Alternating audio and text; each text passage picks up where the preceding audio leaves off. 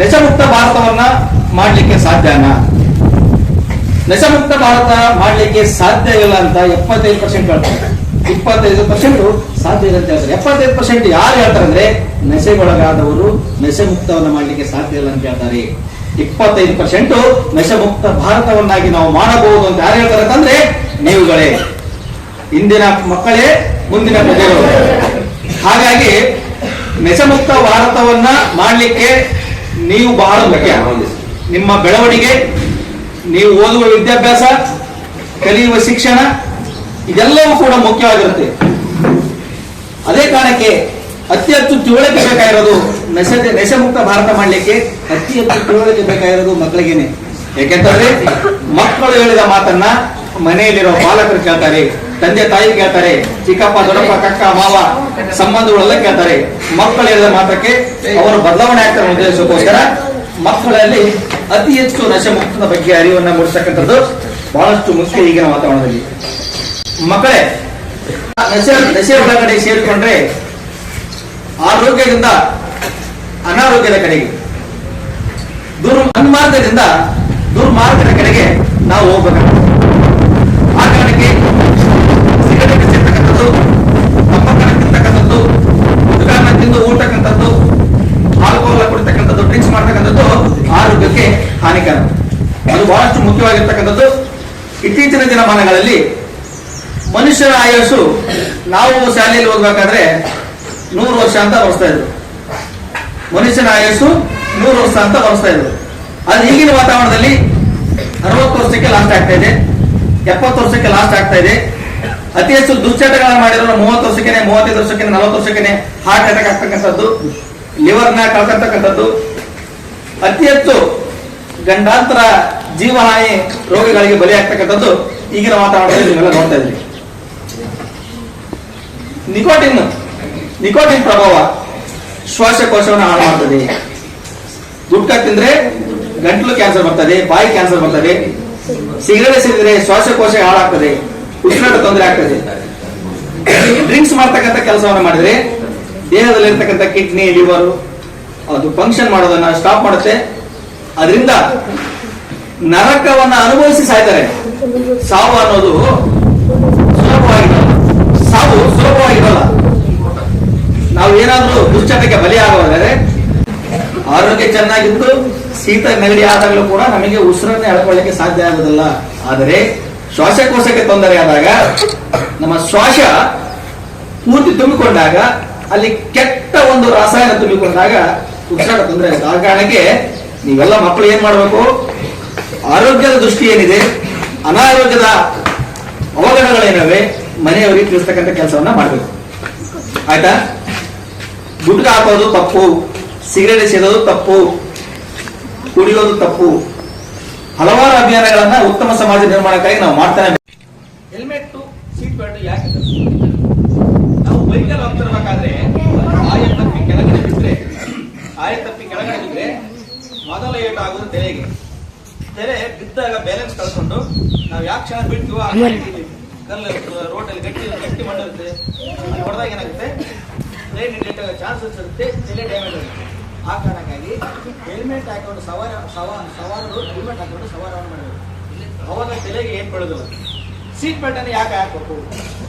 ನಾವು ಗಾಡಿಯಲ್ಲಿ ಕುಂತಾಗ, ಕಾರಲ್ಲಿ ಕುಂತಾಗ ಏಕಾಏಕಿ ಬ್ರೇಕ್ ಕೊಡಿದಾಗ ಆ ಸೀಟ್ ಬೆಲ್ಟ್ ನಮ್ಮನ್ನ ತಡೆಯುತ್ತೆ, ಮುಂದಕ್ಕೆ ಹೋರಾಟ ತಡೆಯುತ್ತೆ. ಹಂಗಾಗಿ ಸೀಟ್ ಬೆಲ್ಟ್ ಅನ್ನು ಧರಿಸಬೇಕು. ಕುಡಿದು ವಾಹನ ಚಲಾಯಿಸಬೇಡಿ. ಕುಡಿದು ವಾಹನ ಚಲಾಯಿಸಬೇಡಿ. ಇನ್ನು ಯಾರಿಗೆ ಹೇಳ್ಬೇಕು ನೀವು?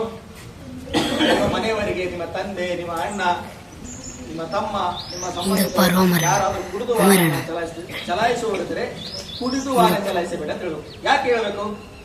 ಕುಡಿದಾಗ ಅವ್ರಿಗೆ ನಿಲ್ಲಕ್ಕೆ ಗ್ರಿಪ್ ಇರಲ್ಲ. ಇನ್ನ ಹೆಂಗ ಮಾಡ್ತಾರೆ, ತೋರಿ ಹೊಡ್ತಿರ್ತಾರೆ, ಹೌದಲ್ಲ? ನಿನ್ ಗಾಡಿ ಹೆಂಗ್ ಹೊಡಿತಾರ? ಹಂಗಾಗಿ ಕುಡಿದು ವಾಹನವನ್ನ ಚಲನೆ ಮಾಡುವಾಗ ಯಾರಾದ್ರೂ ನಿಮ್ಮಲ್ಲಿ ಕುಡಿದು ಗಾಡಿ ಇರ್ತಿದ್ರೆ, ನಿಮ್ಮೂರಲ್ಲಿ ಯಾರು ಕುಡಿದು ಗಾಡಿ ಇದ್ರೆ ಅದನ್ನ ತಡೆಯುವ ಪ್ರಯತ್ನವನ್ನ ಮಾಡಬೇಕು. ಯಾಕೆಂತಂದ್ರೆ ಮಕ್ಕಳಿಗೆ ಆದಷ್ಟು ಕೇಳುವ ಪ್ರಯತ್ನವನ್ನು ಮಾಡೇ ಮಾಡ್ತಾರೆ. ನೀವು ಮಕ್ಕಳು ಹೇಳುವ ಪ್ರೀತಿಯ ಮಾತುಗಳು ತಂದೆ ತಾಯಿಗಳಿಗೆ, ಪೋಷಕರಿಗೆ, ಸಂಬಂಧಿಕರಿಗೆ ಮಗಳು ಹೇಳ್ತಾ ಇದ್ದಾಳಲ್ವಾ, ಮಗ ಹೇಳ್ತಾ ಇದ್ದಾಳ, ಸ್ವಲ್ಪ ಅವರು ಒಳ್ಳೇದು ಹೇಳ್ತಾ ಇದ್ದಾರಲ್ಲ ಅಂತೇಳಿ ಸ್ವಲ್ಪ ಬದಲಾವಣೆ ಆಗುತ್ತೆ. ಅಟ್ಲೀಸ್ಟ್ ಒಬ್ಬ ಬಂದಾದ್ರು ಕೂಡ ಊರಲ್ಲಿ 10 ಜನ ಬಂದಾದ್ರು ಕೂಡ ಒಬ್ಬರ ಬಂದಾಗ್ತದೆ. ಆ ಕೆಲಸವನ್ನು ಮಾಡಬೇಕು. ಹೆಲ್ಮೆಟ್ ಎಲ್ಲ ಹಾಕೋತಾರೆ ಹೇಳ್ಬೇಕು, ಸೀಟ್ ಬೆಲ್ಟ್ ಹಾಕಬೇಕು, ಕುಡಿದು ವಾಹನವನ್ನ ಚಲಾಯಿಸಬೇಡಿ. ನೆಕ್ಸ್ಟ್ ಏನು? ರಕ್ತದಾನ, ನೇತ್ರದಾನ. ಇನ್ನೊಬ್ಬರ ಜೀವವನ್ನು ಉಳಿಸ್ಬೇಕಾದ್ರೆ ನಾವು ರಕ್ತದಾನವನ್ನು ಮಾಡಬೇಕು. ರಕ್ತದಾನ ಮಾಡಲಿಕ್ಕೆ ಇಷ್ಟಿಂತ ವಯಸ್ಸಿರುತ್ತೆ, ಇದು ನಿಮಗಿಲ್ಲ, ನಿಮಗೆ ಮುಂದಿನ ಪೀಳಿಗೆ ಅನ್ನೋದು ಕಾರಣಕ್ಕೋಸ್ಕರ ಅಡ್ವಾನ್ಸ್ ಹೇಳ್ತಾರೆ. ರಕ್ತದಾನ ಮಾಡಬೇಕು. ರಕ್ತದಾನ ಅಂತ ಇನ್ನೊಬ್ಬರು ಜೀವ ಉಳಿಸುತ್ತೆ. ನೇತ್ರದಾನ ನಾವು ಸತ್ತ ಮೇಲೆ ಕಣ್ಣನ್ನು ದಾನ ಮಾಡಬೇಕು. ಆ ಥರ ಫಸ್ಟ್ಗೆ ಒಂದು ರಿಜಿಸ್ಟ್ರೇಷನ್ ಅಂತ ಇರುತ್ತೆ, ಅಲ್ಲಿ ರಿಜಿಸ್ಟರ್ ಮಾಡಿಸ್ಬೇಕು. ಅಪ್ಪಿ ತಪ್ಪಿ ನಮ್ಮ ದುರಾದೃಷ್ಟನೋ ಹಣೆ ಬರೋ ಸಾವು ಅಂತ ಬಂತು ಅಂತಂದ್ರೆ ನಮ್ಮ ಕಣ್ಣನ್ನ ದಾನ ಮಾಡಬೇಕು. ಆ ಕಣ್ಣು ಇನ್ನೊಬ್ಬರ ಬಾಳಿಗೆ ಬೆಳಕಾಗುತ್ತೆ, ಇನ್ನೊಬ್ಬರ ಜೀವನ ಬೆಳಗಲಿಕ್ಕೆ ದೀಪ ಆಗುತ್ತೆ. ಬಹಳಷ್ಟು ಜನ ನೇತ್ರದಾನವನ್ನ ಇತ್ತೀಚಿನ ದಿನಮಾನಗಳಲ್ಲಿ ಬಳಸ್ತಾ ಬಂದರೆ, ಅದೇ ತರನಾಗಿ ಕೆಲವೊಂದು ಕಡೆ ದೇಹ ದಾನವನ್ನು ಕೂಡ ಮಾಡ್ತಾರೆ. ನಾನು ಕೂಡ ಸತ್ತ ನಂತರ ನಾನು ಕೂಡ ದೇಹದಾನ ಅಂತ ಬಳಸಿದ್ವಿ. ನಮಗೆ ದೇಹದಾನ ಅಂದ್ರೆ ಈ ಆಸ್ಪತ್ರೆಗಳಲ್ಲಿ ಈಗ ಹೊಸದಾಗಿ ವಿದ್ಯಾರ್ಥಿಗಳು MBBS ಎಲ್ಲ ಕೈ ತರಬೇಕಂದ್ರೆ ಅವರಿಗೆ ಬಾಡಿ ಚೆಕಪ್ ಮಾಡಲಿಕ್ಕೆ ಒಂದು ದೇಹ ಇರ್ತದಲ್ಲ, ಅದರ ದೇಹದಾನ ಕೂಡ ಮಾಡ್ತಾರೆ. ಬಟ್ ಅದು ಬಹಳಷ್ಟು ಕಡೆ ಇನ್ನೂ ಪ್ರಚಲಿತ ಇಲ್ಲ. ಬಟ್ ನಾನು ಕೂಡ ದೇಹದಾನವನ್ನು ಕೂಡ ನಾವು ಮೊನ್ನೆ ಬಳಸಿದ್ವಿ. ಪರಿಸರ ಸಂರಕ್ಷಣೆ ನಮ್ಮೆಲ್ಲರ ಮನೆ. ಪರಿಸರ ಸಂರಕ್ಷಣೆ ಗಿಡಗಳನ್ನು ಬೆಳೆಸ್ತಕ್ಕಂಥದ್ದು, ಮರಗಳನ್ನು ಬೆಳೆಸ್ತಕ್ಕಂಥದ್ದು, ಪರಿಸರವನ್ನು ಸ್ವಚ್ಛಗೊಳಿಸ್ತಕ್ಕಂಥದ್ದು. ಮನೆಗೊಂದು ಮರ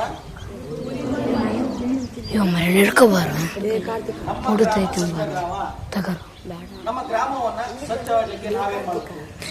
ಸ್ಥಳೀಯ ಪಂಚಾಯತ್ ನಮ್ಮ ಓಣಿಯಲ್ಲಿ ಕಸ ಬಿದ್ದಿದೆ, ನಮ್ಮ ಮನೆಯಲ್ಲಿ ಕಸ ಬಿದ್ದಿದೆ, ಗಲೀಜಿದೆ, ಸ್ವಚ್ಛ ಮಾಡ್ತಕ್ಕಂಥ ಕೆಲಸವನ್ನು ಅವರು ಕೂಡ ಮಾಡಿಸಬೇಕು. ಊರಲ್ಲಿ ಮೆಂಬರ್ಗಳು ಇರ್ತಾರೆ, ಸದಸ್ಯರು ಇರ್ತಾರೆ, ಅವರು ಕೂಡ ಇರಬೇಕು. ಮತ್ತು ನಮ್ಮ ಗ್ರಾಮವನ್ನ ಸ್ವಚ್ಛ ಗ್ರಾಮವನ್ನು ಇಟ್ಕೊಳ್ಳಿಕ್ಕೆ ನಾವೆಲ್ಲರೂ ಹೋರಾಡಬೇಕು. ಸ್ವಚ್ಛ ಭಾರತ. ಸ್ವಚ್ಛ ಭಾರತ ಅಂದ್ರೆ ಏನು? ಇತ್ತೀಚಿನ ದಿನಮಾನಗಳಲ್ಲಿ ಕೋವಿಡ್-19 ಮಹಾಮಾರಿ ಕೊರೋನಾ ಗೊತ್ತಾ? 2019 ಮುಗಿಯುವ ಹೊತ್ತಿಗೆ ಮಹಾಮಾರಿ ಕೊರೋನಾ ಬಂದಾಗ ಎಷ್ಟೋ ಜನ ನಮ್ಮ ಆತ್ಮೀಯರು, ಹಿರಿಯರು, ಬಹಳಷ್ಟು ಜನ ಸುತ್ತ ಅಷ್ಟೊಂದು ಸ್ವಚ್ಛತೆ ಇದ್ರೂ ಕೂಡ ಎಷ್ಟೇ ಸಲ ನಾವು ಸ್ಯಾನಿಟೈಸರ್ ಅಂತ ಕೈ ತೊಳೆದ್ರು ಕೂಡ ಕೊರೋನಾ ಅನ್ನೋ ಮಹಾಮಾರಿ ಎಷ್ಟೋ ಜನ ಬೈತಾರೆ. ಆ ಕಾರಣಕ್ಕೆ ಸ್ವಚ್ಛ ಇದ್ರೂ ಕೂಡ ಎಲ್ಲೋ ಕಾರಣದ ಕಣ್ಣೀರ ರೋಗಗಳು ಸ್ವಚ್ಛವಾಗಿರ್ಬೇಕನ್ನೋದು ನಮ್ಮ ಉದ್ದೇಶ. ಆ ಕಾರಣಕ್ಕೆ ಸ್ವಚ್ಛ ಭಾರತ ಅಂದ್ರೆ ಏನು? ನಿಮ್ಮ ಮನೆಯ ವಾತಾವರಣ ಸ್ವಚ್ಛವಾಗಿಡಬೇಕು, ನಿಮ್ಮ ಶಾಲೆಯ ವಾತಾವರಣ ಸ್ವಚ್ಛವಾಗಿಡಬೇಕು, ಕೊಠಡಿನ ಸ್ವಚ್ಛವಾಗಿಡಬೇಕು, ವೇಸ್ಟ್ ಮಾಡಿರ್ತಕ್ಕಂಥದ್ದು, ಆಳವಿರ್ತಕ್ಕಂಥದ್ದು, ಗಲೀಜು ಮಾಡ್ತಕ್ಕಂಥದ್ದು ಇದೆಲ್ಲ ಮಾಡಬೇಕು. ಓಕೆನಾ? ಶಿಕ್ಷಣ ಎಂಬುದು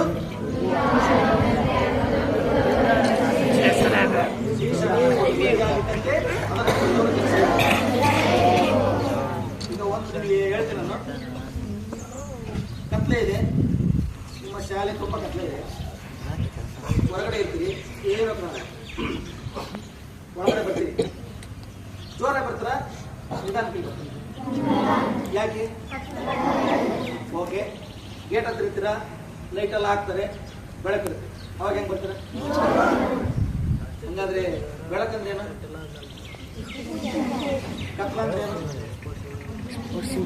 ಜ್ಞಾನ. ನಮಗೆ ಕತ್ಲಿಟ್ಟು ಹೋಗ್ಲಿಕ್ಕೆ ಭಯ ಆಯ್ತು, ಹಾವುತ್ತವೋ ಚೋಳಿದವೋ ಏನು ಗೊತ್ತಾಗೋ ಭಯ ಆಯ್ತು, ನಿಧಾನಕ್ಕೆ ಹೋದ್ವಿ. ಬೆಳಕಿತ್ತು, ಸಲಿಸಕ್ಕಾಗ್ತಾ ಇತ್ತು, ನೇರ ಹೋಗುದು. ಅಂದ್ರೆ ಕತ್ತಲು ಎಂದರೆ ಅಜ್ಞಾನ, ಜ್ಞಾನ ಎಂದರೆ ಬೆಳಕು ಎಂದರೆ ಜ್ಞಾನ. ನನಗೆ ಬೆಳಕಿತ್ತು, ನನಗೆ ಜ್ಞಾನ ಇತ್ತು, ನೇರ ಓದಿ ಜೀವನದಲ್ಲಿ ಸಾಧನೆ ಮಾಡಿ. ನನಗೆ ಕತ್ತಿತ್ತು, ಅಜ್ಞಾನ ಇತ್ತು, ಜೀವನದಲ್ಲಿ ಚೋಳು ಹಾವು ಎನ್ನುವ ಒಡೆತೊಡಕುಗಳು ಬರ್ತವೆನ್ನ ಬಯಕೆ ವಿದ್ಯಾರ್ಥಿ ಹೋದ್ರು. ಆ ಕಾರಣಕ್ಕೆ ಶಿಕ್ಷಣ ಮೂಲ ಅವಶ್ಯಕ. ಆ ಕಾರಣಕ್ಕೆ ಏನ್ ಮಾಡಬೇಕು? ಶಿಕ್ಷಣವನ್ನ ಪಡೆದುಕೊಳ್ಳಬೇಕು. ಶಿಕ್ಷಣ ಯಾವ ರೀತಿ ಪಡೆದುಕೊಳ್ಳಬೇಕು? ಮೊದಲು ಶಿಕ್ಷಕರಿಗೆ ಗೌರವವನ್ನ ಕೊಡುವುದನ್ನು ಶಾಲೆಯ ಮೊದಲು ಕಲಿಬೇಕು. ಆವಾಗ ಕಲ್ತ್ರೆ ಮಾತ್ರ ನಿಮಗೆ ವಿದ್ಯಾರ್ಥಿಗೆ ಸಾಧ್ಯ.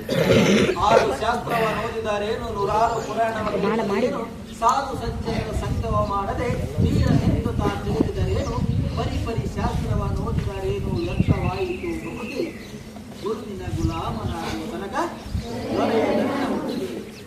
ಶಿಕ್ಷಕರನ್ನ ಕೇಂದ್ರೆ ಭಯ ಭಕ್ತಿ, ಭಯ ಭಕ್ತಿ ನಿಮ್ಮಲ್ಲಿದ್ರೆ ರೀತಿ ತಾನಾಗಿ ಬರುತ್ತೆ. ನಿಮ್ಮಲ್ಲಿ ಭಯ ಇಲ್ಲ, ಭಕ್ತಿ ಇಲ್ಲ ಅಂದ್ರೆ ಅಜ್ಞಾನ ಕತ್ತಲು ಎಲ್ಲರೂ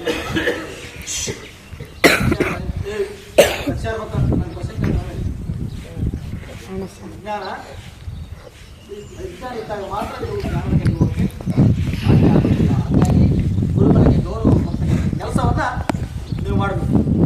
ಗುರುಗಳಿಗೆ ಗೌರವನ ನಿಮ್ಮ ಜೀವನವನ್ನು ರೂಪಿಸುವವರು ಯಾರು? ಜೀವನವನ್ನು ರೂಪಿಸುವವರು ಯಾರು? ಶಿಕ್ಷಕರು ಶಿಕ್ಷಣವನ್ನು ನೀಡಿ ನಿಮ್ಮ ಜೀವನವನ್ನು ರೂಪಿಸ್ತಾರೆ. ಅಂತ ಶಿಕ್ಷಕರಿಗೆ ಗೌರವ ಕೊಡ್ತಕ್ಕಂಥ ಕೆಲಸವನ್ನ ಮುಂದಿನ ಮಕ್ಕಳಾದ ನೀವೆಲ್ಲರೂ ಮಾಡಬೇಕು. ಶಿಕ್ಷಣವೇ ಶಕ್ತಿ, ಶಿಕ್ಷಣವೇ ಶಕ್ತಿ. ಇದು ಬಹಳಷ್ಟು ಮುಖ್ಯ ಹುಡುಗರಿಗೆ. ಹಿರಿಯರು ಅಂದ್ರೆ ಯಾರು? ಯಾರ್ಯಾರು ನಿಮ್ಮ ಅತ್ತಿಗೆ ಎದುರು ಮಾತಾಡಿದ್ರಿ, ನಿಮ್ಮ ಅಜ್ಜಿಗೆ ಎದುರು ಮಾತಾಡಿದ್ರಿ, ಮಾತಾಡ್ತೀರಾ? ಯಾರು ಮಾತಾಡಿದ್ರಿ? ಹಿರಿಯರಿಗೆ ಗೌರವಿಸಿ ಅಭಿಯಾನ ಅಂತ ನಾವು ಎದುರು ಮಾತಾಡಿದ್ರಲ್ಲ, ಹಿರಿಯರಿಗೆ ಗೌರವಿಸಿ ಅಭಿಯಾನ. ಇತ್ತೀಚಿನ ವಾತಾವರಣದಲ್ಲಿ ಹಿರಿಯರು ಅಂದ್ರೆ ಅಗೌರವ ಜಾಸ್ತಿ ತೋರಿಸ್ತಾರೆ. ಬೆಳೆಯುವ ಪೀಳಿಗೆ ಮನೆಯಲ್ಲಿ ಹಿರಿಯರಿಗೆ ಗೌರವನೇ ಕೊಡಲ್ಲ, ಆ ಥರ ಬೆಳೆದಿದ್ದಾರೆ. ಆ ಕಾರಣಕ್ಕೆ ನಾವೇನ್ ಮಾಡಿದ್ವಿ, ಹೊಸದೊಂದು ಕಾನ್ಸೆಪ್ಟ್ ಮಾಡಿದ್ವಿ, ಹಿರಿಯರಿಗೆ ಗೌರವಿಸಿ ಅಭಿಯಾನ ಅಂತ ಮಾಡಿದ್ವಿ. ಯಾಕೆ ಹಿರಿಯರಿಗೆ ಗೌರವವನ್ನು ಕೊಡಬೇಕು? ಹಿರಿಯರು ಬದುಕಿನ ಕಷ್ಟಗಳನ್ನ, ನೋವು ನಲಿವುಗಳನ್ನ, ದೊಡ್ಡ ದೊಡ್ಡ ಕಷ್ಟಗಳನ್ನು ಎದುರಿಸಿ ನಿಮ್ಮ ತಂದೆಯನ್ನ ಸಾಕಿರ್ತಾರೆ, ಅವ್ರ ಮಕ್ಕಳಾದ ನಿಮ್ಮನ್ನೂ ಕೂಡ ಸಾಕಿರ್ತಾರೆ, ಸಣ್ಣವರಿಂದ ಏಟಾಡಿಸಿರ್ತಾರೆ, ಅಂತ ಹಿರಿಯರು ಬಂದಾಗ ಗೌರವ ಕೊಡ್ತಕ್ಕಂಥ ಕೆಲಸವನ್ನು ನೀವು ಮಾಡಲ್ಲ. ಅವರ ಅನುಭವ ಆಗಿರುವಷ್ಟು ನಿಮ್ಗೆ ವಯಸ್ಸೇ ಆಗಿರಲ್ಲ, ಆದ್ರೂ ಕೂಡ ಹಿರಿಯರಿಗೆ ಗೌರವ ನಮಗೆ ಕೊಡಲ್ಲ. ಎದುರು ಮಾತಾಡ್ತಿರ್ತೀರಿ, ಕೈತಿರ್ತೀರಿ, ಬೇರೆ ಬೇರೆ ಥರ ಮಾಡ್ತೀರಿ, ಎಲ್ಲ ಗೊತ್ತಲ್ಲ. ಹಂಗಾಗಿ ಹಿರಿಯರಿಗೆ ಗೌರವ ಕೊಡ್ತಕ್ಕಂಥ ಕೆಲಸವನ್ನ ಮಾಡಬೇಕು. ಯಾವತ್ತಾರು ಯಾರಾದ್ರೂ ಹಿರಿಯರ ಕಾಲಿ ಬಿದ್ದಿದ್ದೀರಾ? ತಂದೆ ತಾಯಿ ಕಾಲಿ ಬಿದ್ದಿದ್ರಾ? ಗುಡ್. ಆ ಥರ ನೀವು ಮನೆಯಲ್ಲಿ ಬೆಳೆದ್ರೆ ನಿಮ್ಮ ಮಾತು ಅವ್ರು ಕೇಳ್ತಾರೆ. ನೀವು ಚೆನ್ನಾಗಿರ್ಬೇಕಲ್ಲ, ನೀವು ಚೆನ್ನಾಗಿದ್ದು ನಾವು ಎಲ್ಲರಿಗೂ ಚೆನ್ನಾಗಿದ್ದೀವಿ ಅಂದ್ರೆ ತಂದೆ ತಾಯಿ ಮಕ್ಕಳು ಕೇಳ್ತಾರೆ. ನೆಕ್ಸ್ಟ್, ನೀರನ್ನು ಹಿತಮಿತವಾಗಿ ಬಳಸಿ. ನೀರು ಹಿತಮಿತವಾಗಿ ಬಳಸಬೇಕು. ಎಣ್ಣೆ ಯಾರು ಮಾಡಿರ್ತಾರ, ಬತ್ತಲ್ಲ ಹಂಗೆ ಬಿಟ್ಟು ಸುರಿತಾರ್ತಾರೆ, ಹೋಗ್ತಾರೆ, ಎಲ್ಲೋ ನೀರು ಬೇಕಾಗ್ತದೆ ಅಂತ ಹೋಗ್ತಾರೆ. ಹಾಗಾಗಿ ನೀರನ್ನು ಹಿತಮಿತವಾಗಿ ಬಳಸಬೇಕು. ಮನೆಗೊಂದು ಸಣ್ಣ ಗ್ರಂಥಾಲಯ ಅಭಿಯಾನ. ಎಷ್ಟು ಜನ ಮನೆಯಲ್ಲಿ ಪುಸ್ತಕ ಇಟ್ಕೊಂಡಿದ್ರಿ? ಗ್ರಂಥಾಲಯ ಮಾಡ್ಕೊಂಡ್ರೆ ಮಿನಿ ಗ್ರಂಥಾಲಯ ಮಾಡ್ಕೊಂಡಿಲ್ಲ? ನಾನೇಗೂ ಮಾಡಿವಿ ಸರ್. ಮನೆಗೊಂದು ಗ್ರಂಥಾಲಯ ಮಾಡಿ ಅಂತ ಸಣ್ಣ ಸಣ್ಣ ಬುಕ್ಗಳು, ದೊಡ್ಡ ಬುಕ್ಗಳು. ಅಂದ್ರೆ ಶಿಕ್ಷಣವನ್ನು ಪಡೆಯಲಿಕ್ಕೆ ಪುಸ್ತಕಗಳು ಬಹಳ ಅವಶ್ಯಕ. ಹಾಗಾಗಿ ಮನೆಯಲ್ಲಿ ಆದಷ್ಟು ಪುಸ್ತಕಗಳನ್ನು ಇಟ್ಕೊಂಡು ಮನೆ ಗ್ರಂಥಾಲಯ ಸಣ್ಣವನ್ನು ನಿಂದು ಹಿಂದೆ ಆಗಿರ್ತಕ್ಕಂಥ ಒಂದು ರೂಮಲ್ಲಿ ಒಂದು ಮುಂದೆ ಆಗಿರ್ತಕ್ಕಂಥ ತಾಯಿಗೆ ಒಂದು ಜಾಗ ಬಳಸಿಬಿಟ್ಟು ನಾವು ಗಿಡ ಬೆಳೆಸಿ ಹಸಿರು ಗಿಡಗಳನ್ನು ಬೆಳೆಸ್ತಕ್ಕಂಥ ಕೆಲಸ ಮಾಡಬೇಕು. ಇತ್ತೀಚೆಗೆ ಉಡಾಳ ಮಕ್ಕಳು ಹೆಂಗೆ ಅಂದ್ರೆ ಆ ಗಿಡಗಳು ಬೆಳೀತಾ ಇರ್ತವೆ, ಗಮನ ಮಾಡಿದ್ರು. ಮುಖ್ಯವಾಗಿ ನಮ್ಮ ತಂದೆಯವರಾಗಿರ್ತಕ್ಕಂಥ ಗೌರವ ತಂದೆಯವರು ದಿವಂಗತರು 16 ವರ್ಷ ಆಗಿತ್ತು. ಅವರ ನೆನಪಿನಲ್ಲಿ ನಾವು ಅನ್ನದಾನ ಮಹಾದಾನ ಅಂತ ಮಾಡಿದ್ವಿ. ಏನ ಕಾನ್ಸೆಪ್ಟ್ ಅಂತಂದ್ರೆ, ಅನ್ನದಾನ ಮಹಾದಾನ ಮದುವೆಗಳಲ್ಲಿ, ಸಭೆ ಸಮಾರಂಭಗಳಲ್ಲಿ, ಯಾವುದೋ ಒಂದು ಕಾರ್ಯಕ್ರಮಗಳಲ್ಲಿ ಉಳಿದ ಆಹಾರವನ್ನ ಬಹಳಷ್ಟು ಮಾಡಿ ಕಲ್ತಾರೆ. ಈ ಹಳ್ಳಿಗಳಲ್ಲಿ ಸಿಟಿಗಳಲ್ಲಿ ಜಾಸ್ತಿ ಕಲ್ತಾರೆ. ಹಳ್ಳಿಗಳಲ್ಲಿ ಓಣಿಗಳನ್ನೆಲ್ಲ ಕೊಟ್ಬಿಡ್ತಾರೆ, ಮನೆಗಳೆಲ್ಲ ಬಟ್ ಸಿಟಿಗಳಲ್ಲಿ ಏನು ಮಾಡ್ತಾರೆ, ಕಾರ್ಯಕ್ರಮ ಮಾಡಿ ಸಾಕಾಗ್ಬಿಡುತ್ತೆ. ಆ ಕಾರಣಕ್ಕೋಸ್ಕರ ಏನು ಮಾಡ್ತಾರೆ, ಸರಿ ಬಿಡ್ತಾರೆ. ಅವಾಗ ನಾವೇನು ಮಾಡ್ತೀವಿ, ಅವರಿಗೆ ಈ ಥರ ಕಾಂಟ್ಯಾಕ್ಟ್ ಮಾಡಿ ಉಳಿದ್ರೆ ಆಹಾರ ನಮಗೆ ಕೊಡಿ, ಆಹಾರ ತಗೊಂಡು ನಾವೇ ಮಾಡ್ತೀವಿ. ಪಟ್ಟಣ ಹೊರಮನೆಯಲ್ಲಿ ಯೋಜನೆಗಳು ಅವರೆಲ್ಲ ಅಲಿಮಾರಿ ಇರುತ್ತಲ್ಲ, ಅವರಿಗೆ ನಾವು ಆ ಆಹಾರವನ್ನು ಅನ್ನದಾನ ಮಹಾದಾನ. ಯಾಕಂತಂದರೆ ಅನ್ನವನ್ನು ಬೆಳೀಲಿಕ್ಕೆ ರೈತ ಆಗಲಿಲ್ಲ ಅಂತ ಕಷ್ಟಪಡ್ತಾರೆ. ಆ ಅನ್ನವನ್ನು ನಷ್ಟ ಮಾಡಬಾರ್ದು ಅನ್ನೋ ಉದ್ದೇಶಕ್ಕೋಸ್ಕರ ಆ ಕಾರ್ಯಕ್ರಮವನ್ನು ದಯವಿಟ್ಟು ನೀವು ಕೂಡ ಎಷ್ಟು ಬೇಕೋ ಅಷ್ಟು ನೀಕ್ಷನ್ ಊಟ ಮಾಡಿ, ತಟ್ಟೆಗೆ ಅನ್ನ ತೆಗೆದು ಚಾಲು ಮಾಡಿ. ಯಾಕಂತಂದರೆ ಕೆಲವೊಬ್ಬರಿಗೆ ಅಳಿಸಿದ ಅನ್ನವೇ ಬಂಗಾರ, ಅದೇ ಅಮೃತ ಆಗಿದೆ. ಭಾಳ ಕಷ್ಟ ಇದೆ ಕೆಲವೊಬ್ಬರು ಊಟಕ್ಕೆ. ಭಾಳಷ್ಟು ನಾವು ಶಾಲೆಗೆ ಹೋಗ್ಬೇಕಾದ್ರೆ ನಮಗೆ ಪಾಟಿ ಕೆಲಸ ಇರೋದಿಲ್ಲ, ಊಟಕ್ಕಿಲ್ಲ, ಪಾಟಿ ಕೆಲಸ ಇರೋದು ಅಂತ ಕೆಟ್ಟದಾಗಿ ಇರೋದು. ನಿಮ್ಗೆ ಎಲ್ಲ ಥರ ಸೌಲಭ್ಯ ಇದ್ದಾಗ ನೀವು ಚೆನ್ನಾಗಿ ಬರ್ತಕ್ಕಂಥ ಕೆಲಸವನ್ನು ಮಾಡಬೇಕು. ನೆಕ್ಸ್ಟ್ ಜೋರು ಹೇಳ್ಬೇಕು.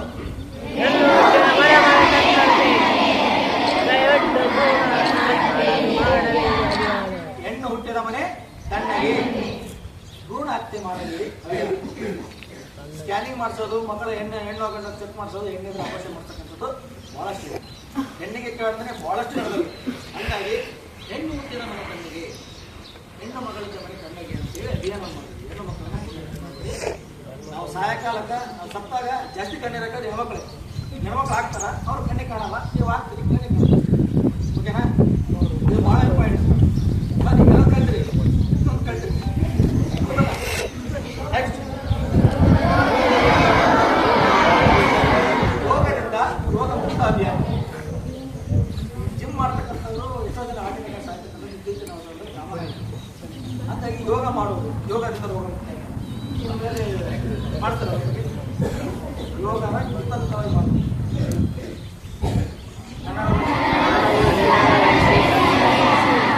ಇತ್ತೀಚಿನ ದಿನಮಾನಗಳಲ್ಲಿ ಕನ್ನಡ ಅಂತಕ್ಕಂಥದ್ದು ಬಹಳಷ್ಟು ಮರೆಯಾಗ್ತಿದೆ. ಕನ್ನಡ ಮಾತಾಡೋ ಬಗ್ಗೆ ಬಹಳ ಕಡಿಮೆ ಆಗ್ತಿದೆ. ಆ ಕನ್ನಡವನ್ನು ನಮ್ಮಲ್ಲಿ ಕನ್ನಡವನ್ನು ಜಾಸ್ತಿ ಬಳಸಿ ನೆಕ್ಸ್ಟ್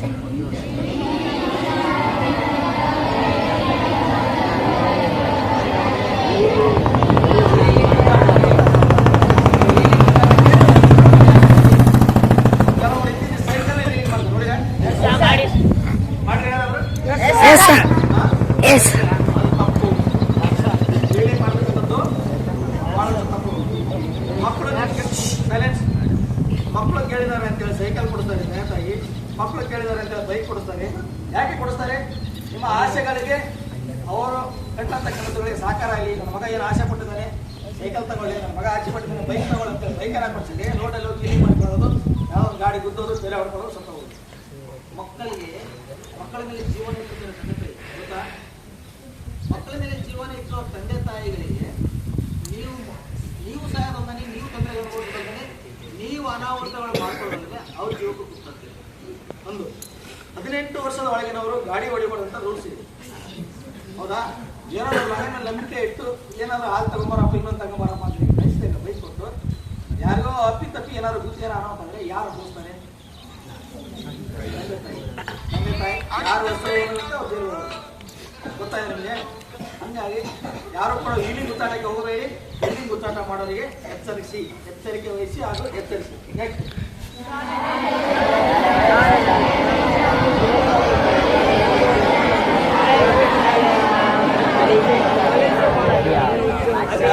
ದೇವಸ್ಥಾನಕ್ಕೆ ಅಲ್ಲಿ ಓದುವ ಮಕ್ಕಳೇ ದೇವರು. ಯಾರನ್ನ ದೇವರು ಅಂತ ಹೇಳಿದ್ರು ಈಗ? ಹೌದಾ? ದೇವಸ್ಥಾನ ಯಾರು ಸ್ವಚ್ಛವಾಗಿರಬೇಕು? ದೇವರು ಕೂಡ ಸ್ವಚ್ಛವಾಗಿರಬೇಕು. ನಿಮ್ಮ ದೇವಸ್ಥಾನವನ್ನ ನೀವೇ ಸ್ವಚ್ಛವಾಗಿರಬೇಕು. ಹಾಗಾಗಿ ಏನಾಗ್ಬಿಡುತ್ತೆ, ಇತ್ತೀಚಿನ ದಿನಮಾನಗಳಲ್ಲಿ ಹಳ್ಳಿಗಳಲ್ಲಿ ಸರ್ಕಾರಿ ಶಾಲೆಗಳಲ್ಲಿ 4:15 ಆದ ಶಾಲೆ ಮಕ್ಕಳನ್ನೇ ಶಿಕ್ಷಕರು ಅವ್ರ ಪಾಡಿಗೆ ಮನೆಗೆ ಹೋಗ್ತಾರೆ, ಮಕ್ಕಳು ಅವ್ರ ಪಾಡ ಮನೆಗೆ ಹೋಗ್ತಾರೆ. 4:15 ಆದ್ಮೇಲೆ ಒಂದು ಹೆಂಡು ಬರ್ತಾರೆ ಜನ. ಅಲ್ಲಿ ಗಲೀಜು ಮಾಡ್ತಕ್ಕಂಥದ್ದು, ಹೊಲಸು ಮಾಡ್ತಕ್ಕಂಥದ್ದು, ಹೂಬಿಡ್ತಕ್ಕಂಥದ್ದು, ಡ್ರಿಂಕ್ಸ್ ಮಾಡ್ತಕ್ಕಂಥದ್ದು, ಕಿಟಕಿಗಳು ಮುರಿಯತಕ್ಕಂಥದ್ದು, ಹಲವಾರು ಕೆಟ್ಟ ಘಟನೆಗಳನ್ನ ಇತ್ತೀಚಿನ ದಿನಮಾನಗಳಲ್ಲಿ ಸರ್ಕಾರಿ ಶಾಲೆಗಳಲ್ಲಿ ಬಹಳಷ್ಟಾಗಿದೆ. ಆ ಕಾರಣಕ್ಕೋಸ್ಕರ ನಾವು ಅಧ್ಯಯನಗಳು ಮಾಡಿದ್ವಿ. ಶಾಲೆಗಳು ದೇವಸ್ಥಾನಗಳಿದ್ದಂತೆ ಅಲ್ಲಿ ಓದುವ ಮಕ್ಕಳೇ ದೇವರು ಬಂದು ಬೆಳಗ್ಗೆ ಗಲೀಜನ್ನು ಕ್ಲೀನ್ ಮಾಡತಕ್ಕಂಥ ಕೆಲಸವಾಗಬಾರದು. ನಿಮ್ಮ ಮಕ್ಕಳು ಅಲ್ಲಿ ಓದ್ತಾ ಇರ್ತಾರೆ, ನಿಮ್ಮ ಸಂಬಂಧಿಕರ ಮಕ್ಕಳು ಓದ್ತಾ ಇರ್ತಾರೆ, ಆ ಕಾರಣ ಗಲೀಜನ್ನು ಮಾಡಬೇಡಿ ಅಂತೇಳಿ ಅಭಿಯಾನ.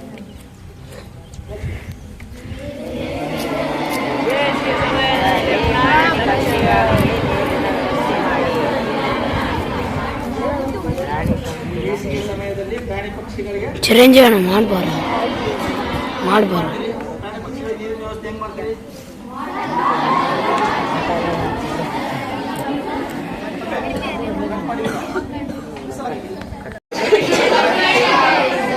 ಪ್ರಾಣಿ ಪಕ್ಷಿಗಳಿಗೆ ಆಗ್ತದೆ. ಪ್ರಾಣಿಗಳು ಮಾಡ್ತೀವಿ. ಗಿಡಗಳಿಗೆ ಕಾಡಲ್ಲಿ ಹೋಗಿ ಗಿಡಗಳು ಡಬ್ಬಿ ಕಟ್ತೀವಿ. ನೀವು ಹೇಳೋದಿಲ್ಲ, ನಾವು ಮಾಡ್ತೀವಿ. ಕಾಡಲ್ಲಿ ಹೋಗಿ ಗಿಡಗಳು ಡಬ್ಬಿ ಕಟ್ತೀವಿ. ಆ ಕಾಡಲ್ಲಿ ಒಂದು ಬಾನಿ, ನೀರಿನ ಬಾನಿ, ಸಿಮೆಂಟ್ ತೊಟ್ಟರೆ ಆ ತೊಟ್ಟೆ ತಗೊಂಡು ಅಲ್ಲಿಟ್ಟು ನೀರು ಹಾಕ್ತಕ್ಕಂಥ ಬೇಸಿಗೆ ಸಮಯದಲ್ಲಿ ಪ್ರಾಣಿಗಳಿಗೆ ಅರಣ್ಯದಲ್ಲಿ ಕುಡಿಯೋಕೆ ನೀರಿರಲ್ಲ. ಸರ್ಕಾರ ಎಷ್ಟು ಸೌಲಭ್ಯ ಮಾಡುತ್ತಾ ಹೊರತು ನಮ್ಮ ಕರ್ತವ್ಯ ನಾವು ಮಾಡಬೇಕು. ಹಂಗಾಗಿ ನೀವು ಪ್ರಾಣಿಗಳಿಗೆ ನಿಮ್ಮ ಮನೆ ಹತ್ರ, ಮನೆ ಮೇಲೆ, ನಿಮ್ಮ ತೋಟದಲ್ಲಿ ಅವುಗಳಿಗೆ ಪಕ್ಷಿಗಳಿಗೆ ಕುಡಿಯೋಕೆ ನೀರು ಬರ್ತಕ್ಕಂಥದ್ದನ್ನ ಮಾಡಬೇಕು. ಮಾಡ್ತೀರಾ? ಇದು ಬಹಳ ಮುಖ್ಯ ಅಲ್ಲ? ಇನ್ನೊಂದ್ಸಲ ಜೋರ ಹೇಳ್ರಿ. ನಮ್ಮ ಶಾಲೆ, ನಮ್ಮ ದೇಶ ಅಂತ ಬಂದಾಗ ನಮಗೆ ಹೆಮ್ಮೆ. ನಮ್ಮ ರಾಜ್ಯ ಅಂತ ಬಂದಾಗ ನಮಗೆ ಹೆಮ್ಮೆ. ನಮ್ಮ ಜಿಲ್ಲೆ ಅಂತ ಬಂದಾಗ, ನಮ್ಮ ತಾಲೂಕು ಅಂತ ಬಂದಾಗ, ನಮ್ಮ ಊರಂತ ಬಂದಾಗ, ನಮ್ಮ ಶಾಲೆ ಅಂತ ಬಂದಾಗ ನಮ್ಮ ಶಾಲೆ ಅಂತಕ್ಕಂಥದ್ದು ನಮಗೆ ಹೆಮ್ಮೆ. ಈ ಶಾಲೆಯ ಗೌರವವನ್ನ, ಈ ಶಾಲೆಯ ಕೀರ್ತಿ ಪತಾಕೆಯನ್ನ ಆರಿಸ್ತಕ್ಕಂಥ ಕೆಲಸವನ್ನ ನೀವೆಲ್ಲರೂ ಮಾಡಬೇಕು. ಹೇಗೆ ಮಾಡ್ತೀರಿ? ಕೀರ್ತಿಯ ಪತಾಕೆ ಆರಿಸ್ಬೇಕಂದ್ರೆ ಏನ್ ಮಾಡ್ಬೇಕು? ಪರ್ಸೆಂಟೇಜ್ ಅನ್ನ ಮಾಡಬೇಕು.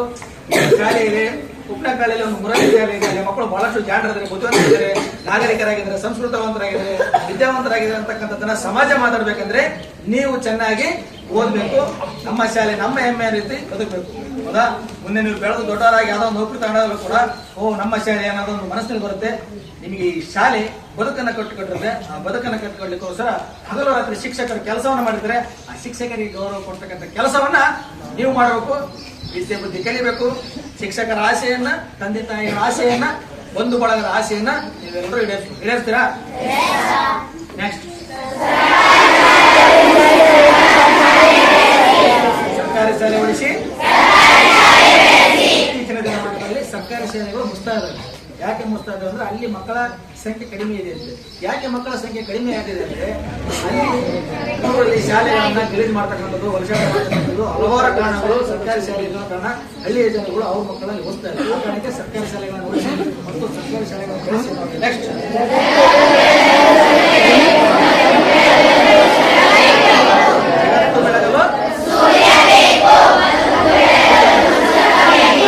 ಯಾವಾಗಲೇ ಹೇಳ್ತಾರೆ ಗ್ರಂಥಾಲಯದ ಮಾತು ಜೊತೆಗೆ ಬರುವ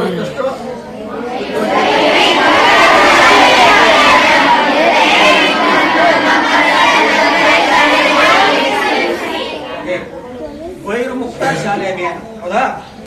ಅರ್ಧಕ್ಕೆ ಶಾಲೆ ಬಿಟ್ಟ ಮಕ್ಕಳ ಪರಿಸ್ಥಿತಿ ಏನಾಗಿದೆ? ತಂದೆ ನೆಪದಿಂದಲೋ, ತಾಯಿ ನೆಪದಿಂದಲೋ, ಅಥವಾ ಬಡತನದಿಂದಲೋ ಯಾವುದೋ ಒಂದು ನೆಪದಲ್ಲಿ ಮಗ ಅರ್ಧಕ್ಕೆ ಶಾಲೆ ಬಿಟ್ಟಾಗ ಮಗನನ್ನ ಶಾಲೆಗೆ ಕಳಿಸುವ ಕೆಲಸವನ್ನ ತಂದೆ ಮಾಡುವುದು. ಕೆಲವರು ಏನ್ ಮಾಡ್ತಾರೆ, ಅವರ ಸಮಸ್ಯೆಗಳಿಗೋಸ್ಕರ ಮನೆಯಲ್ಲಿರ್ತಕ್ಕಂಥ ಕುರಿ ಕಾಯ ಕತ್ತೋದು, ದನ ಕಾಯ ಕತ್ತೋದು, ಇಲ್ಲ ಯಾವ್ದೋ ಕೆಲಸವನ್ನ ಮಾಡ್ತಾರೆ. ಆ ಕಾರಣಕ್ಕೆ ಅರ್ಧಕ್ಕೆ ಶಾಲೆ ಬಿಟ್ಟ ಮಕ್ಕಳನ್ನ ಶಾಲೆಗೆ ಸೇರಿಸಿ ಅನ್ನೋ ಅಭಿಯಾನ.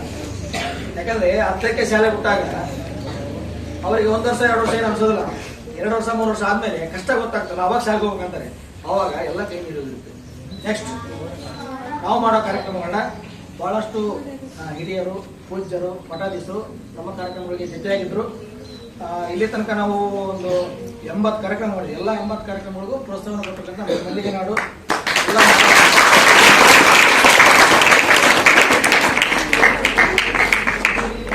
ಚೆನ್ನಾಗಿ ನಮ್ಮ ಕಾರ್ಯಕ್ರಮಗಳನ್ನ ಸನ್ಮಾನ್ಯ ಮುಖ್ಯಮಂತ್ರಿಗಳವರು ಕೂಡ ಉದ್ಘಾಟನೆ ಮಾಡಿದರು.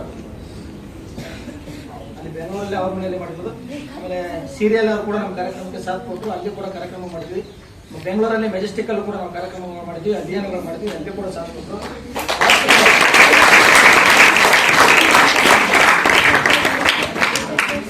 ಇದೇ ತರನಾಗಿ ನಮ್ಮ ಕಾನ್ಸೆಪ್ಟ್ ಏನಂದ್ರೆ, ನಾ ಇಲ್ಲಿ ತನಕ 6 ಪುಸ್ತಕ ಬರೆದೀನಿ. ಎಷ್ಟೋ 6. ನಾನು ಎಷ್ಟನೇ ಕ್ಲಾಸ್ ಓದಿನಿ? ಎಷ್ಟು ಓದಿರ್ಬೋದು? ಎಷ್ಟಾದ್ರಿ? PUC ಓದಿದ ಮೇಲೆ ನಮಗೆ ಬಡತನದ ಪರಿಸ್ಥಿತಿ ಹೆಂಗೆ, ನೀವು ಅರ್ಧಕ್ಕೆ ಶಾಲೆ ಬಿಟ್ಟು ಹೇಳ್ವಾ ಮಾಡಿ ಒಂದೊಂದು ಸಾಲ ಹೇಳ್ತಾರೆ ಇದ್ರ ಬಗ್ಗೆ. ಹಂಗಾಗಿ ನಮ್ಮ ಕಾನ್ಸೆಪ್ಟ್ ಏನು, ಸರ್ಕಾರಿ ಶಾಲೆ ಮಕ್ಕಳು ಬೆಳಿಬೇಕು, ಬಡವರ ಮಕ್ಕಳು ಬೆಳಿಬೇಕು, ಬಡವರ ಮಕ್ಕಳು ವಿದ್ಯಾವಂತರಾಗಬೇಕು, ಶಿಕ್ಷಣದಿಂದ ಹೊರಗುಳಿಬಾರ್ದು ಅನ್ನೋ ನಮ್ಮ ಕಾನ್ಸೆಪ್ಟ್. ಆ ಕಾರಣ ನಾವು ಏನ್ ಮಾಡ್ತೀವಿ, ನಾನು ಬರೆದಿರ್ತಕ್ಕಂಥ ಪುಸ್ತಕಗಳನ್ನ ಅಲಿದಾಡಿ ಮಾರಿ ತೋರಿಸ್ತೀನಿ. ಪುಸ್ತಕ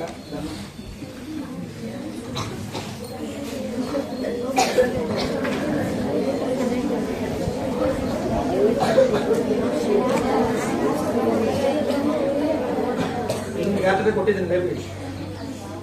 ಈ ಪುಸ್ತಕಗಳನ್ನ ಅಲಿದಾಡಿ ಮಾರ್ತೀನಿ. ಬಸ್ ಸ್ಟ್ಯಾಂಡ್, ರೈಲ್ವೆ ಸ್ಟೇಷನ್, ಜಾತ್ರೆ, ಇಲ್ಲಿ ಜನಜನಗಳು ಜಾಸ್ತಿ ಇರ್ತಲ್ಲ ಅಂತ ಅಲಿದಾಡಿ ಮಾಡಿ ಅದರಿಂದ ಬಂದ ದುಡ್ಡನ್ನು ಸಂಗ್ರಹಣೆ ಮಾಡಿ ಒಂದು ಸ್ಕೂಲ್ ಆಯ್ಕೆ ಮಾಡಿಕೊಂಡು, ಆ ಸ್ಕೂಲಲ್ಲಿ 100 ಮಕ್ಕಳು 150 ಮಕ್ಕಳು ಇದ್ರೆ ಬುಕ್ಕ, ಪೆನ್ನು, ಸೀಸ್ ಕಡ್ಡಿ, ಸ್ಕೆಚ್ ಪೆನ್ನು, ಮಧ್ಯ ಪುಸ್ತಕ, ನೋಟ್ ಪುಸ್ತಕ ಇತ್ಯಾದಿ ಕಲಿಕಾ ಸಾಮಗ್ರಿಗಳನ್ನ ಮಕ್ಕಳಿಗೆ ಕೊಡ್ತಕ್ಕಂಥ ಕೆಲಸವನ್ನು ನಾವು ಮಾಡ್ತೀವಿ.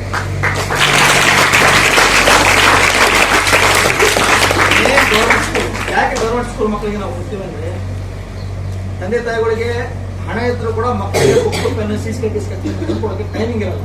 ಒಂದು ಕೆಲವೊಬ್ರು ಇತ್ತೀಚೆಗೆ ಸಾಲ ಸೋಲ ಮಾಡ್ಕೊಂಡು, ಸಂಘಗಳು ಮಾಡ್ಕೊಂಡು ಮಕ್ಕಳ ಓದಿಸಲಾರದ ಸ್ಥಿತಿ ಇರ್ತಾರೆ. ಸರ್ಕಾರಿ ಶಾಲೆ ಇದ್ರೆ ನೋಡಪ್ಪ ಅಂತೇಳಿ ಬೇಕಾಬಿಟ್ಟು ಕೊಟ್ಟಿರ್ತಾರೆ. ಬಟ್ ಮಕ್ಕಳ ಕಲೀಲಿಕ್ಕೆ ಅಟ್ಲೀಸ್ಟ್ ಬುಕ್ಸ್, ಪೆನ್ನು ಬಹಳ ಅವಶ್ಯಕ. ಏನಿಲ್ಲದ್ರು ಕೂಡ ಬುಕ್ಕ, ಪೆನ್ ಇರ್ಲೇಬೇಕಲ್ಲ. ನಾವು ಪಾರ್ಟಿಯಲ್ಲೇ ಬರೀತೀವಲ್ಲ, ಪಾರ್ಟಿ ಇದೆ ನಮಗೆ, ಒಂದು ಬುಕ್ಸೇ ಇಲ್ಲ. ಹಂಗಾಗಿ ಆ ಮಕ್ಕಳಿಗೆ ಕೊಡ್ತಕ್ಕಂಥ ಕೆಲಸ ಇಲ್ಲಿ ಮಾಡಿದ್ರೆ ನಾವು ಸುಮಾರು ಒಂದು 3 ಲಕ್ಷ ರೂಪಾಯಿನ ಸರ್ಕಾರಿ ಶಾಲೆ ಮಕ್ಕಳಿಗೆ ಬುಕ್ಸಲ್ಲಿ ಕೊಟ್ಟಿರ್ತಕ್ಕಂಥ ಅದನ್ನು ಉಪಯೋಗಿಸಿ ಚೆನ್ನಾಗಿರೋದಕ್ಕೆ ಸಿದ್ದರಾಮಯ್ಯ ಕಳಿಸಿ ಅಲ್ಲಿ ಬೆಂಗಳೂರಲ್ಲಿ ಅವ್ರಿಗೆ ಮನೆಯಲ್ಲೇ ಒಂದು ಕಾರ್ಯಕ್ರಮ ಮಾಡಿದ್ವಿ. ನಿಮ್ಮ ಜೀವನಕ್ಕೆ ಬಹಳಷ್ಟು ಮುಖ್ಯವಾಗಿ ದಿನ 4 ಲೈನ್ ನಾವು ಹೇಳ್ತಾನೆ, ಕರೆಕ್ಟಾಗಿ ಗಮನ ಕೇಳ್ರಿ. ಫಸ್ಟ್ನೇದು, ಹಗಲಲ್ಲಿ ಲೈಟ್ ಉರಿಯುತ್ತಿದ್ದರೆ, ಬೀದಿ ದೀಪ ಉರಿಯುತ್ತಿದ್ದರೆ ಆಫ್ ಮಾಡ್ತಕ್ಕಂಥ ಕೆಲಸವನ್ನು ಮಾಡಬೇಕು. ಯಾರು ಮಾಡಬೇಕು? ದೊಡ್ಡವ್ರು ಮಾಡಬೇಕು. ನೀವು ಹೇಳಬೇಕು ಅಷ್ಟೇ, ಲೈಟ್ ಉರಿತಾ ಇದೆ, ಅದು ಅನಗತ್ಯ, ವಿದ್ಯುತ್ ಪೋಲ್ ಆಗ್ತಾ ಇದೆ, ಅದು ಆಫ್ ಮಾಡಿ. ಊರಿಗೆ ಹೇಳ್ಬೇಕು, ಸಂಬಂಧಪಟ್ಟ ದೊಡ್ಡವ್ರಿಗೆ ಹೇಳ್ಬೇಕು. ನೆಕ್ಸ್ಟ್, ಸಾರ್ವಜನಿಕ ಕೊಳವೆಯಲ್ಲಿ ನೀರು ಪೋಲಾಗುತ್ತಿದ್ದರೆ ನಿಲ್ಲಿಸಿ, ನೀವೇ ನಿಲ್ಲಿಸಬೇಕು. ಅದೇನು ಕರೆಂಟ್ ಹೊಡೆಯೋದು, ಎಲ್ಲಿ ಆಫ್ ಮಾಡಿ. ನಿಮ್ಮ ಊರುಗಳಲ್ಲಿ, ನಿಮ್ಮ ಓಟಾರದಲ್ಲಿ, ನಿಮ್ಮ ಶಾಲೆಯಲ್ಲೂ, ನಿಮ್ಮ ಬಾತ್ರೂಮ್ ಅಲ್ಲಿ ಎಲ್ಲ ನೀವು ವೇಸ್ಟ್ ಮಾಡ್ತಿದ್ರೆ ಆಫ್ ಮಾಡ್ತಕ್ಕಂಥ ಕೆಲಸವನ್ನ ಮಾಡಿ. ನೆಕ್ಸ್ಟ್, ರಸ್ತೆಯಲ್ಲಿ ಕಲ್ಲ ಅಥವಾ ಮುಳ್ಳು ಬಿದ್ದರೆ ಎತ್ತಿ ಹಾಕಿ. ನಡ್ಕೊಂಡು ಹೋಗ್ತಕ್ಕಂಥ ಮುಳ್ಳು ಇರುತ್ತೆ, ಎತ್ತಿ ಹಾಕಿ. ಸಣ್ಣ ಕಲ್ಲದ್ರೆ ಎತ್ತಿ ಹಾಕಿ. ಇಷ್ಟು ದೊಡ್ಡ ಕಲ್ಲದ್ರೆ ದೊಡ್ಡ ಕಲ್ಲ ಆಲ್ಮೋಸ್ಟ್ ಅಲ್ಲಿ ಇರಲ್ಲ, ಇರುತ್ತೆ. ನಿಮ್ಮ ನೀರು ಅಂತ ಕಲ್ಲಿದ್ರೆ ಎತ್ತಿ ಹಾಕಿ. ಆ ಕೆಲಸ ಯಾಕೆ ಮಾಡ್ಬೇಕಂದ್ರೆ, ರಸ್ತೆಯಲ್ಲಿ ಹಿರಿಯರು ಬರ್ತಾ ಇರ್ತಾರೆ, ಬೈಕ್ಗಳು ಬರ್ತಾ ಇರ್ತೀವಿ, ಯಾರೋ ಹೊಸದಾಗಿ ಈ ರೋಡ್ ಹೊಸದಾಗಿ ಯಾರೋ ಬರ್ತಾ ಇರ್ತಾರೆ, ಸ್ಪೀಡ್ ತಗೊಂಡು ಹೋಗ್ತಾರೆ, ಕಲ್ಲು ಇಡುತ್ತಾರೆ, ಮುಳ್ಳು ನೋಡುತ್ತೆ, ಪಂಚರ್ ಆಗುತ್ತೆ. ಸಾರ್ವಜನಿಕವಾಗಿ ಏನಾದ್ರು ಬಿದ್ದಿದ್ರೆ ನೀವು ಅದನ್ನ ಕೆಲಸವನ್ನ ಮಾಡಬೇಕು. ಪಕ್ಕ ಮಾಡ್ತೀರಾ? ನೆಕ್ಸ್ಟ್, ಯಾರಾದರೂ ರಸ್ತೆ ಅಕ್ಕಪಕ್ಕ ಕಸವನ್ನು ಹಾಕಿದರೆ, ಸ್ವಚ್ಛವನ್ನ ಮಾಡದೇ ಗಲೀಜ್ ಮಾಡಿದ್ರೆ ಗಲೀಜ್ ಮಾಡ್ಬಿಡ್ರಿ ಅಂತ ಹೇಳೋದು. ದೊಡ್ಡವ್ರ ಕರ್ತವ್ಯ ಹೌದು, ನಿಮ್ಮ ಕರ್ತವ್ಯ ಹೌದು. ಯಾಕಂದ್ರೆ ಸ್ವಚ್ಛವಾಗಿರ್ತಕ್ಕಂಥ ನಮ್ಮ ಕರ್ತವ್ಯ. ಇವಾಗ ತಾನು ಹೇಳಿದ್ರಲ್ಲ ಸ್ವಚ್ಛವಾಗಿರ್ತೇನೆ ಅಂತ. ಪರಿಸರ ಸ್ವಚ್ಛವಾಗಿದ್ರೆ ನಾವು ಸ್ವಚ್ಛವಾಗಿರ್ತೇವೆ. ಈ ವಾತಾವರಣ ಚೆನ್ನಾಗಿದೆ, ಎಲ್ಲರೂ ಕುತ್ಕೊಂಡಿದ್ವಿ. ಈಗ ಯಾವ್ದಾದ್ರು ಕಸ ಹಾಕಿದ್ರೆ ಏನ್ ಮಾಡ್ತೀವಿ? ಹೌದಾ? ದುರ್ನಾತ ಬಂದಾಗ ಮುಚ್ಚಿದೆ. ಆ ಕಾರಣಕ್ಕೆ ಸ್ವಚ್ಛವಾಗಿರ್ತಕ್ಕಂಥದ್ದು. ನಿನಗಿಂತ ಸಣ್ಣ ಮಕ್ಕಳು ನಿನ್ನ ಜೊತೆ ಇದ್ದರೆ 2 ಬುದ್ಧಿ ಮಾತು ಕೇಳು. ನಿನಗಿಂತ ಸಣ್ಣ ಮಕ್ಕಳು ನಿನ್ನ ಜೊತೆಗಿದ್ದರೆ 2 ಬುದ್ಧಿ ಮಾತು ಹೇಳು. ಏನ್ ಬುದ್ಧಿ ಮಾತು ಹೇಳ್ತಿ? ನೀವು ನನಗಿಂತ ಸಣ್ಣರನ್ನ ಕಾಣಕ್ ಬುದ್ಧಿ ಮಾತು ಹೇಳಿ. ನಾನು ಇವ್ರಿಗಿಂತ ಸಣ್ಣರನ್ನ ಕಾಣಕ್ ಇವ್ರು ನನಗೆ ಹೇಳ್ತಾನೆ, ಒಳ್ಳೆಯದನ್ನ ಹೇಳೋದು. ನಿನಗಿಂತ ಸಣ್ಣವ್ರು ಒಳ್ಳೆ ಹೇಳೋದು. ನಿನಗಿಂತ ದೊಡ್ಡವರಿದ್ದರೆ 2 ಬುದ್ಧಿ ಮಾತು ಕೇಳು. ನಿನಗಿಂತ ಸಣ್ಣವರಿದ್ದರೆ 2 ಬುದ್ಧಿ ಮಾತು ಹೇಳು. ನಿನಗಿಂತ ದೊಡ್ಡವರಿದ್ದರೆ ಅವರಿಗೆ 2 ಬುದ್ಧಿ ಮಾತು ಕೇಳು. ನಿನಗಿಂತ ಸಣ್ಣವರು ಸರಿದಾರಿಯಲ್ಲಿ ಸರಿ ನಿನ್ನ ತಪ್ಪುಗಳು ನೀನು ತಿದ್ದುಕೋ. ನಿನಗಿಂತ ದೊಡ್ಡವರು ತಪ್ಪು ಮಾಡಿದ್ರೆ ಅವರ ತಪ್ಪನ್ನ ನೀನು ತಿದ್ದು. ಹೇಳರ್ತದ?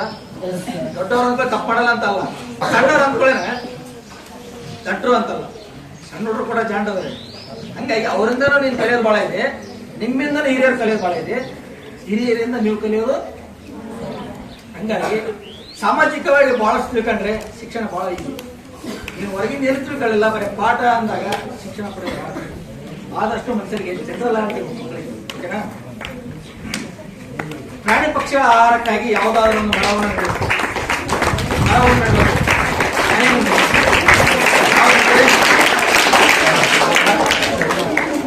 ಪ್ರಾಣಿ ಪಕ್ಷಿಗಳ ಆಹಾರಕ್ಕಾಗಿ ಮನೆ ಹತ್ರ ಜಾಗ ಇದ್ರೆ ಒಂದು ಹಣ್ಣಿನ ಮರ ನೆಡಬೇಕು. ಮನೆ ಹತ್ರ ಜಾಗ ಇತ್ತು, ಹಣ್ಣಿನ ಮರ ಹಚ್ಚಿದ್ದು ಅಕ್ಕಪಕ್ಕದ ಮನೆ ಬಂದು ಹಣ್ಣು ಕಿತ್ತ ಹೋಗ್ತಾರಂತೆ, ಹೊಟ್ಟೆ ಖರ್ಚು ಮಾಡಬಾರ್ದು. ಹಣ್ಣಿನ ಮರ ನೆಡಬೇಕು ಪ್ರಾಣಿ ಪಕ್ಷಿಗಳಿಗೆ. ದೇವರ ಅದೃಷ್ಟ ಬರುತ್ತೆ ಅಂತ ಯಾರು ತಿಳ್ಬೇಕಂತೇಳಿ.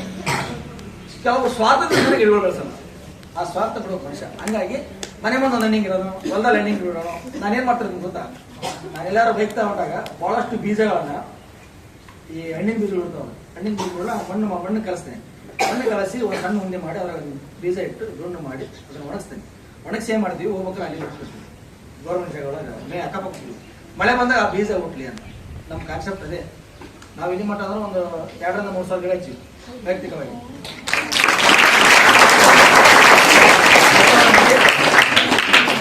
ಇಷ್ಟೊತ್ತು ನಾನು ಹೇಳ್ತೀನಿ, ನಿಮಗೆ ಅರ್ಥ ಆಗಿದೆ ಅಂತ ಅನ್ಕೊಳ್ತೀನಿ. ಇಷ್ಟೊತ್ತು ಗಂಟ್ಲಾಗಣೀನಿ, ಅದರ ಪ್ರಯೋಜನ ನೀವು ಪಡ್ಕೊಳ್ತೀರಿ ಅಂತ ಅನ್ಕೊಂಡಿದ್ದೀನಿ. ಜಾಣ ಮಕ್ಕಳು ನೀವು ಬದಲಾಗ್ತೀರಿ ಅಂತ ಅನ್ಕೊಂಡಿದ್ದೀನಿ. ಶಿಕ್ಷಕರ ವಿಚಾರದಲ್ಲಿ ಆಗಿರ್ಬೋದು, ಶಾಲೆ ವಿಚಾರದಲ್ಲಿ ಆಗಿರ್ಬೋದು, ನಿಮ್ಮ ಮನೆಯ ತಂದೆ ತಾಯಿಗಳ ಹಿರಿಯರ ವಿಚಾರದಲ್ಲಿ ಆಗಿರ್ಬೋದು, ಸಾಮಾಜಿಕ ಸಮಸ್ಯೆಗಳ ವಿಚಾರದಲ್ಲಿ ಆಗಿರ್ಬೋದು, ಸಮಾಜ ಸೇವೆ ವಿಚಾರದಲ್ಲಿ ಆಗಿರ್ಬೋದು. ಕಾರ್ಯಕ್ರಮವನ್ನು ನಡೆಸಲಿಕ್ಕೆ ಒಂದು ವೇದಿಕೆಯನ್ನು ಕೊಟ್ಟು ನಿಮ್ಮೆಲ್ಲರನ್ನು ಭೇಟಿ ಮಾಡಲಿಕ್ಕೆ ಒಂದು ಅವಕಾಶವನ್ನು ಕೊಟ್ಟಿರ್ತಕ್ಕಂಥ ನಮ್ಮ ಪ್ರಾಂಶುಪಾಲರಿಗೆ ಧನ್ಯವಾದಗಳು.